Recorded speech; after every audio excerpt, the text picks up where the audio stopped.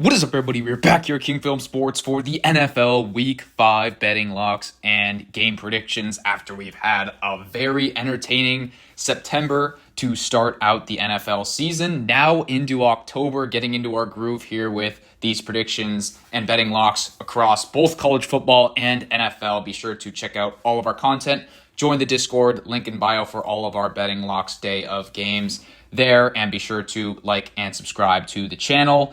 And I'm not going to be going into a comprehensive recap just because I know that the engagement isn't always there from the audience. Let me know in the comments whether you guys want me to go through all these games. I do mention a lot of them in my prediction for the next week's games, but you can see during last week's video we went off. We only had really 3 outright losers in the video. I added a couple more, and those were 500 essentially in the Discord. So generally successful week, though it could have been better on some of these locks. We did get some great closing line value. So be sure, especially when I tell you to lock in these numbers on the Tuesday or Wednesday earlier on in the week before some of the updates and before a lot of the big money pours in and really starts to influence these lines in our direction. So we started out here in week 5, and we've got an NFC West battle for first place really here, although these two teams are tied with the Seahawks. 3-1 Niners against the 3-1 Rams. And boy, I mean, this Niners team, they were 3-0, and now they just have so many injuries. It keeps getting worse. The defense, even though they're without Nick Bosa, I think is playing really well right now. They really didn't sell the game against the Jaguars. You look at it, it was really a couple of those turnovers by the offense and then the big special teams touchdown on the punt return there. So although they gave up 26 points, I think that the defense actually played pretty well there. I think Saul is just a great defensive coordinator for this team here. And we always look at these funky matchups on Thursday Night Football, considering last week it was a dead under the entire way, and a late spree led it to be 23-20, 43 total points scored. I think that the Rams offense, yes, it is good. Yes, they did get 2 late touchdowns against that Colts team in the fourth quarter, but I can't see them surpassing the 27-point threshold here. And then you look at the Niners offense. I mean, it just goes from bad to worse. The offensive line isn't playing well. They can't really run the ball with McCaffrey and Brian Robinson. Then Pearsall gets banged up. Jawan Jennings gets banged up as well. They're without George Kittle. So who are they going to throw to? And then you throw into the mix Brock Purdy being questionable for this game, re-aggravating that toe potentially. Now in the short week, is Mac Jones going to be ready to go? If not, then you've got to rely on Adrian Martinez. I do not think that would be the case. I think they'd probably throw in a hampered Brock Purdy or Mac Jones before they do that, considering that this is a very important game here. But short week between these two, McVay and Shanahan know each other really well. Saleh, all those years with the Niners against the Rams, knows McVay very well and his tendencies. I just see a slow pace of play, especially with the Niners' injuries, to try and milk the clock down. And that Rams-Colts game, up until the fourth quarter, was really low scoring there as well. So I don't see how all these points are getting scored in this matchup, regardless of who plays for the Niners, to give us the under 47 there. Also worth noting that the Rams have some critical offensive line injuries themselves. Then we get to the London game here. A bit of an odd one between the Steelers and the Vikings, as the Steelers get up to a huge lead. Vikings try to come back late in Dublin last week, but Pittsburgh does get the dub. Now the Browns coming off of a brutal loss in Detroit, and the Vikings hopping from Ireland to Britain. In this game, we are going with the Vikings team total under 20.5. We have a 2-year sample size, 2023 and 2024, where the Jaguars did this 2-week stint like the Vikings are doing, and they looked great in their second week in both. So this fade of them is not for the faint of heart here, and especially with the Browns defense looking like it did last week. But Minnesota is dealing with some cluster injuries on their offensive line, and Carson Wentz just hasn't looked good. Even that Bengals game a couple weeks ago was just from the Bengals offense disintegrating. Vikings get a couple defensive and special teams plays in that game to run up the score. So I do not think that they will be able to score much against this Browns team. We'll see who ends up starting. I've heard some murmurs that it could be Dylan Gabriel potentially for this Cleveland team. I don't expect the Browns to put up many points. For the sake of this team total, I just hope that they don't give the Vikings any short fields there on some turnovers. I hope they play very conservative, just try to run out the clock and get some punts there, play for the fourth quarter and a potential one-possession game. I wouldn't hate the Browns if you can get them at a number like a +4.5 or a +5 here. I just think that this will be a very grimy, disgusting game in Tottenham Stadium. Then we get to another very interesting game here. 2 1-3 teams. Both of these teams have won their divisions last couple years and now on the brink of disaster. I'm going to take the Ravens to win this game. Spread currently at a pick'em. It has moved around huge. It opened around Ravens -7.5.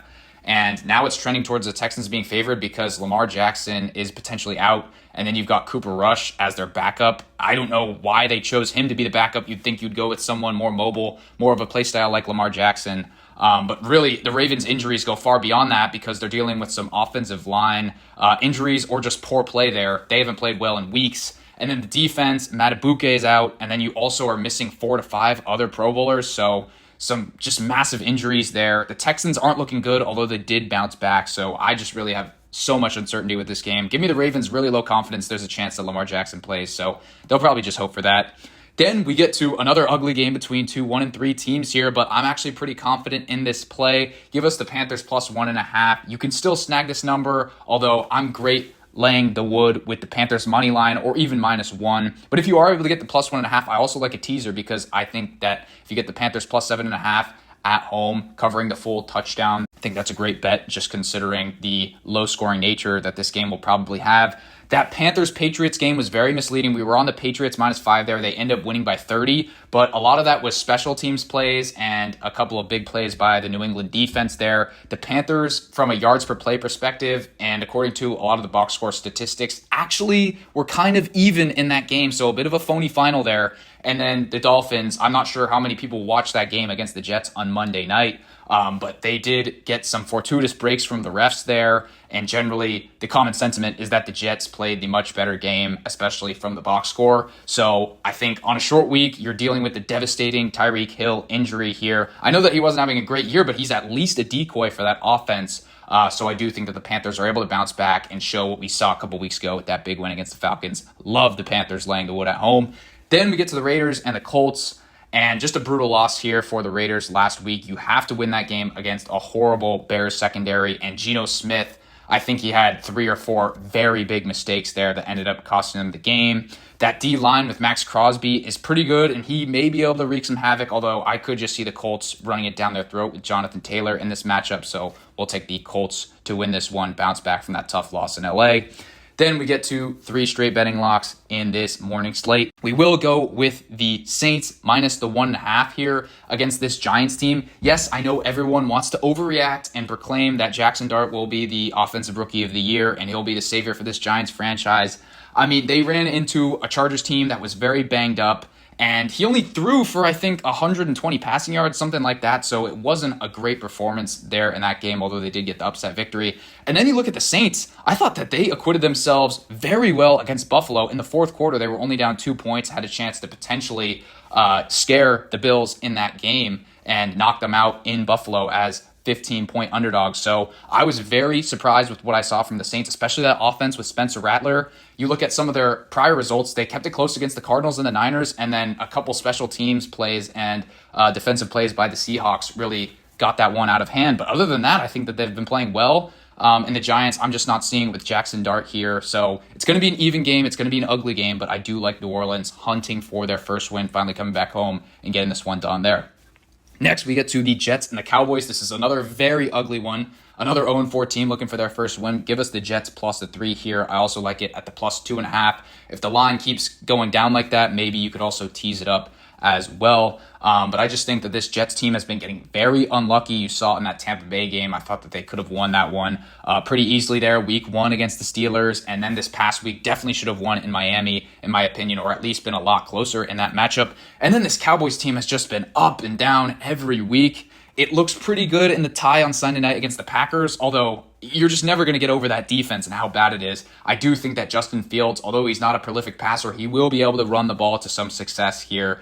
So I ultimately do think that this is a great home spot for this Jets team, even on the short week against a horrible Cowboys defense. Yes, Dak Prescott was very good in that matchup against the Packers defense. Not really sure what happened to this Green Bay defense that we thought was going to be very good entering the season. But we've kind of seen it be up and down for this Cowboys team throughout this season. It looked very good in the Eagles' first half in week 1. It looked very good the whole game against the Giants, very good against the Packers, but then they just got ran out of the building in Chicago in week 3, and I think you'll see more of that here just because they do not have CeeDee Lamb, and I think that's going to be tough going against this Aaron Glenn defense in New York there.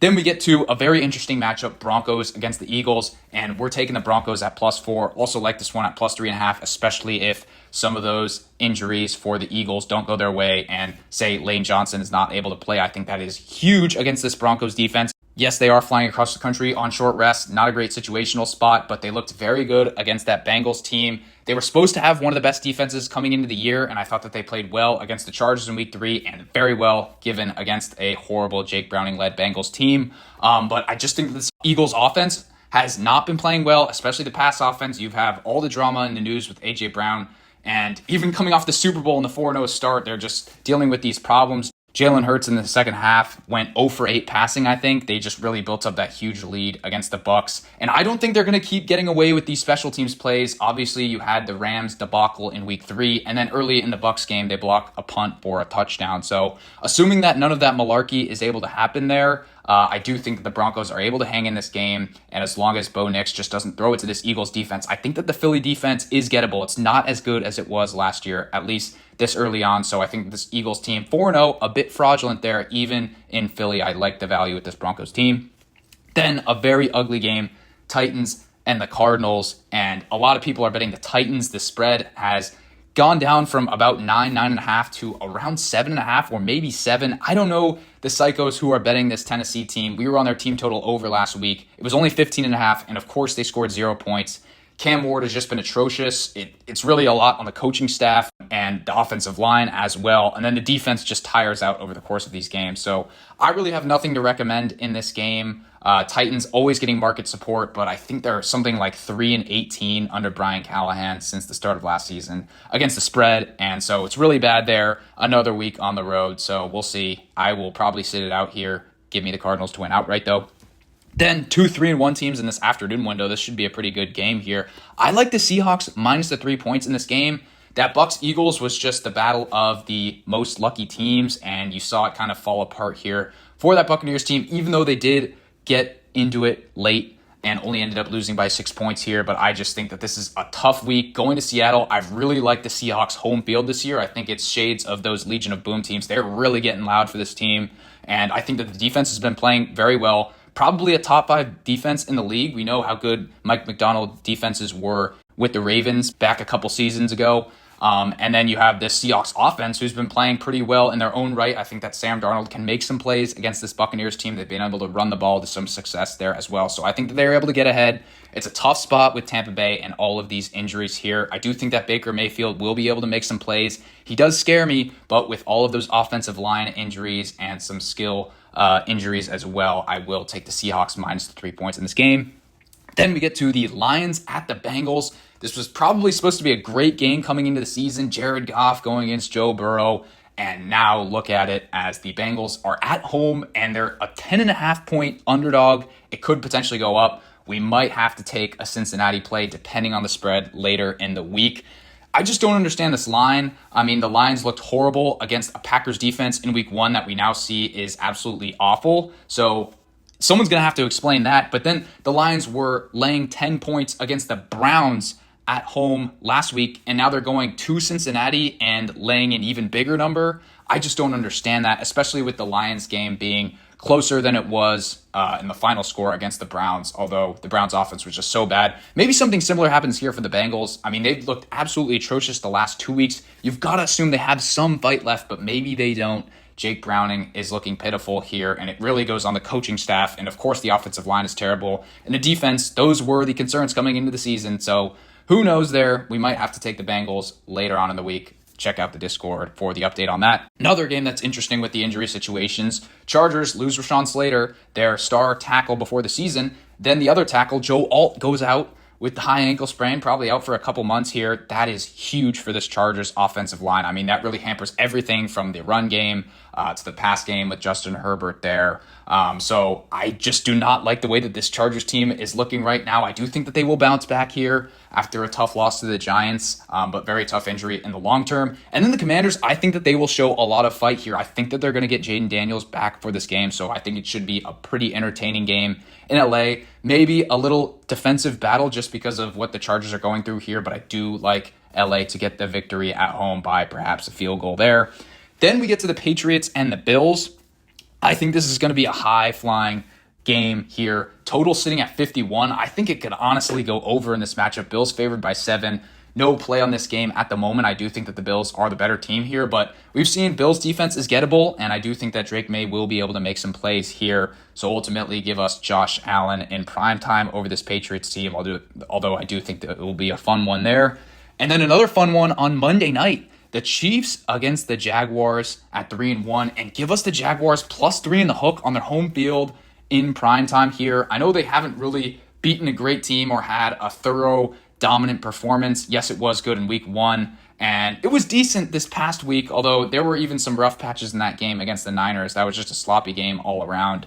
But I do think that this offense has improved under Liam Cohen. Yes, there are some rough patches with Brian Thomas Jr. that's been chronicled. Travis Hunter hasn't really integrated well into the offense either. And then you have the De'Ami Brown potential injury there, but really love the way that they ran the ball with Travis Etienne. I think that they can do that again against this Chiefs front. And then I really love the way that the Jaguars have been playing. That front seven had a monster game in San Francisco. I think that they will be able to overwhelm this Kansas City Chiefs team. Chiefs, yes, playing much better. And that was a great performance last week against the Ravens. But does it warrant them being a 3.5-point favorite this week? That could have just been the Ravens being bad here. So I just think that we're seeing a bit of an overreaction in this matchup. Love this Liam Cohen-led Jaguars team +3.5. I think that they could easily win this one outright. If not, Chiefs tend to always win on these field goal type of games, as they did a lot last year. So we have a good security blanket there. So with that being said, let me know what you guys think in the comments down below. As always, be sure to like and subscribe, and I will see you all next one.